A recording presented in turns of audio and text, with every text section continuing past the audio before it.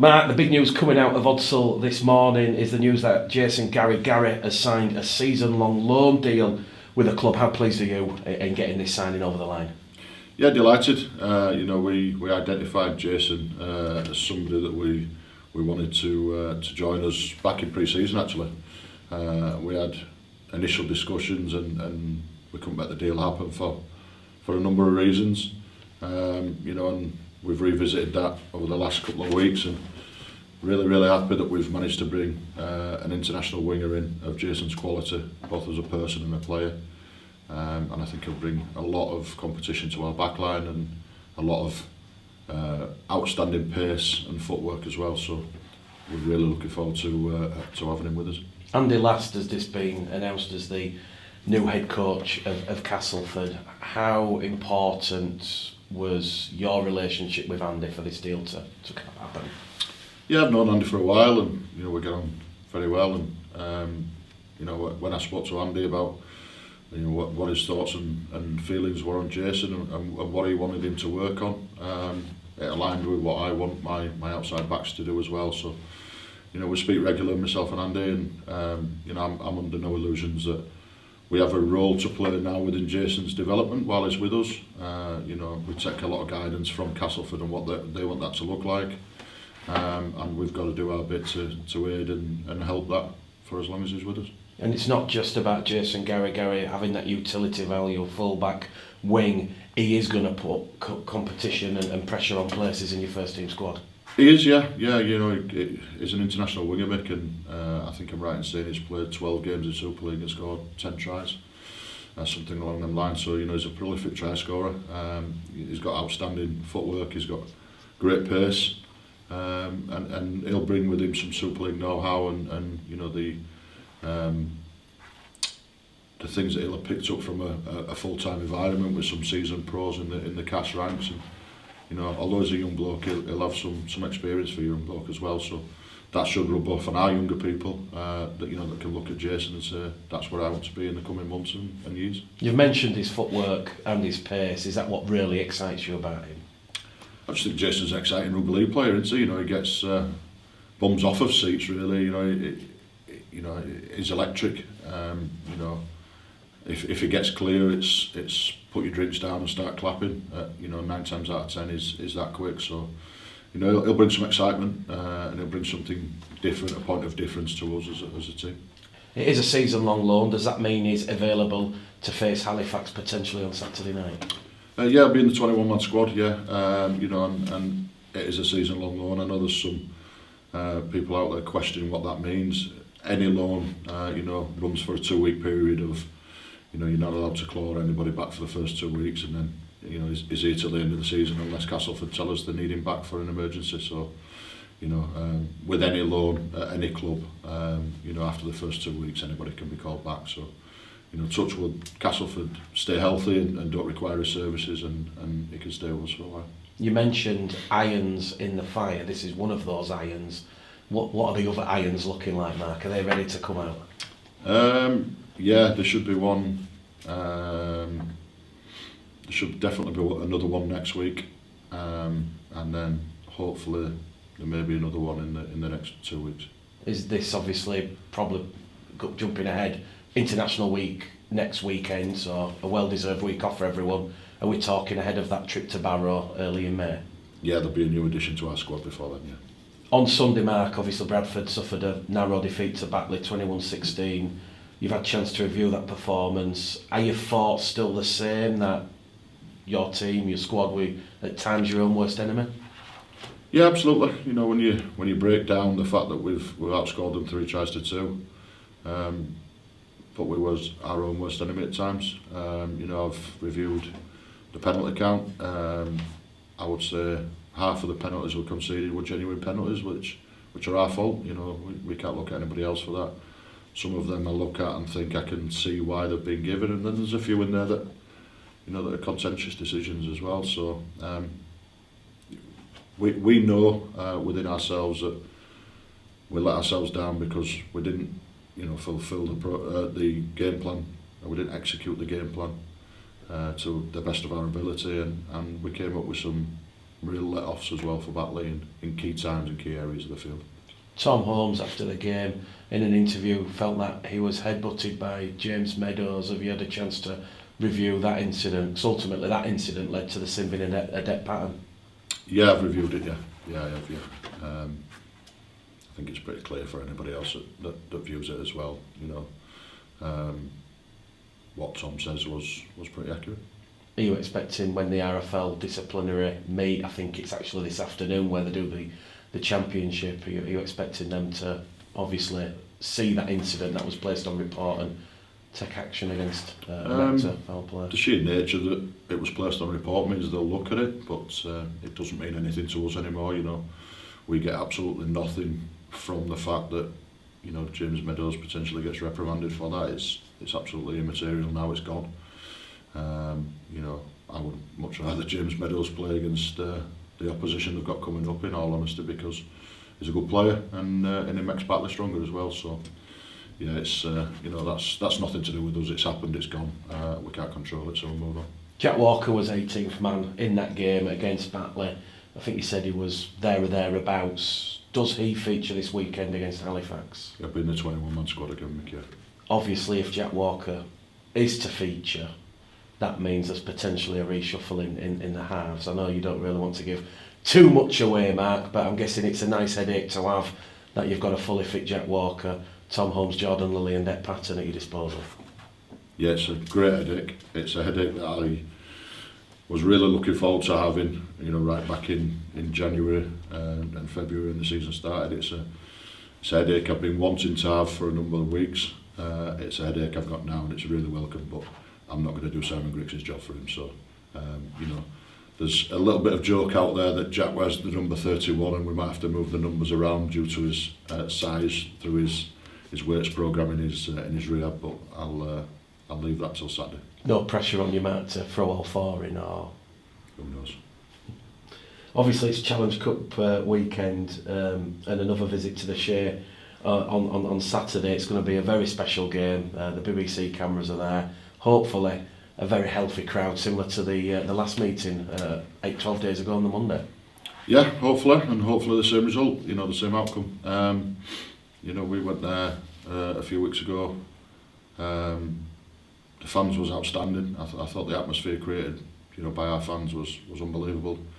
It got the reaction from the players, and we're going to aim to do exactly the same at the weekend. You know, nothing's changed from 2 weeks ago. We knew then that Halifax are a very good team. Still a very good team now. In fact, I think they've become a little bit stronger with people like Bobby Fairbank back in the ranks as well. So, you know, we know what the task is. We know the size of the task, and we're excited for it. I know when we've spoken previously about this, Mark, you've said that there's no real psychological boost or advantage to Bradford with what happened 12 days ago, but the fact that you played really well against Halifax in what was a disciplined performance, both with ball in hand and conceding penalties, does that give you the confidence and belief that you can go there on Saturday and win again? Yeah, it does. You know, the confidence and belief of this team has never wavered. You know, we know that we're a good team. We know we can be a very, very good team. We're just striving for a little bit of consistency at the moment. But I think if you look at the league table in the championship, I think everybody's on the same, you know, the same aim, which is that little bit of consistency and stringing together 4 or 5 wins. We know we've got that in us. Hopefully, over the next couple of weeks, we've got a number of players returning from injury that allows us to have a stable and consistent team selection as well. And from that, you know, I think we'll see the results. When you say, obviously, you're striving for consistency, I mean, I think I made the point to you after Sunday's game against Batley, Mad.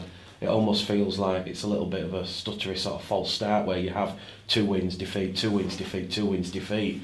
Are you saying that consistency is going to come, obviously, with the injury list, which has been documented at 10 in that game against Halifax, 8 at the weekend? As that comes down and plays everybody fit, you'll see that consistency from the side. Yeah, there's a number of, you know, aspects to consistency, isn't there? There's individual and personal performance. There's that little bit of leadership as well. That, you know, we was really young at the weekend, and we're going to be really young again this weekend. You know, when you put people of the ilk of, you know, Michael Lawrence and And Jack Walker, although is pretty young, you know, in age, is been around the block quite a bit. You know, Brad England, who's a seasoned championship player, and Joe Arundel, who's, you know, been a Super League player and experience in abundance. Then you start putting them sorts of people back into the side. You know, when there's them rocky little moments of people going away from the plan, etc., then they quite quickly rein back in without it spiralling out of control. So just them little bits, and them people that are willing to let their actions speak louder than the words at times, and roll the sleeves up at times, and you know, all them sorts of things add to consistency, as does the fact that you can consistently pick, you know, players in same positions and combinations in same positions, and let them get used to each other as well. It's well documented what's at stake at the Share on Saturday. Whoever wins is going to be 80 minutes away from the 1895 Cup final and an appearance at Wembley. How much of that golden carrot do you feel is going to affect yourselves, Halifax? Because obviously, you know, I speak to a lot of Halifax players. They have targeted the 1895 Cup. Speak to a lot of people here at Bradford. Bradford have targeted the 1895 Cup. I think you speak to certainly the top 8 to 10 teams in the championships, all say the same. You know, it's an opportunity to get to the, you know, the Twin Towers into Wembley and experience what most people don't get to experience all their career. We're aware of the prize. We spoke about what it means. We've got a few people within our ranks that have done that before. We spoke about it on Tuesday. We'll speak about it again before we play on Saturday. But I'm just really conscious that we can't look beyond this weekend, you know, so that's the prize at the end of the semi-final, not the end of the quarter-final. Has there been much talk this week, Mark, about there needing to be a reaction from that Batley performance? Obviously, you know, it was a real close game. The game in the balance right up until Rob Butler come up with the error with, I think, 50 seconds left on the clock. Has there been much talk about a reaction? Not so much a reaction, Mick. You know, we're very lucky this year. I've got a really honest group who 99 times out of 100 don't need me to tell them that there was off, or that there was, you know, short of the game plan and ill-disciplined, or any sorts of explanations you want to throw at them. They're pretty honest enough to know.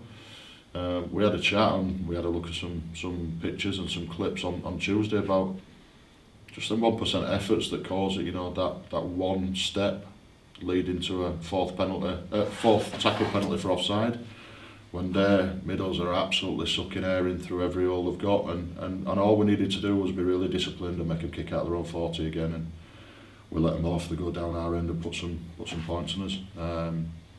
You know, the 2 tries that they scored were individual errors defensively, and we've scored 3 tries. You know, so you take the 2 individual errors defensively, you take the 3 or 4 cheap penalties that we've given away. That's 4 or 5 actions within the game. That's the game. So, you know, it's fine margins. It's 1% efforts when, you know, when the easy option is to take a shortcut. It's about being mentally tough enough to just take that hard option.